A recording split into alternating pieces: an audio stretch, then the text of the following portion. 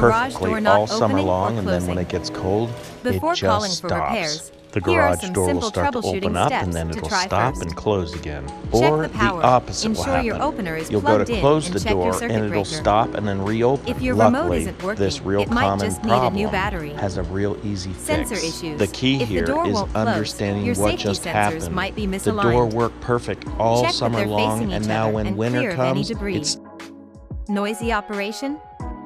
Lubricate the door's hinges, rollers, and tracks. This often solves those squeaks and grinding noises. Door won't move, but the motor runs? The emergency release might be disengaged. Simply reattach it. If none of these fixes work, or if you notice broken springs or parts, it's time to call a professional.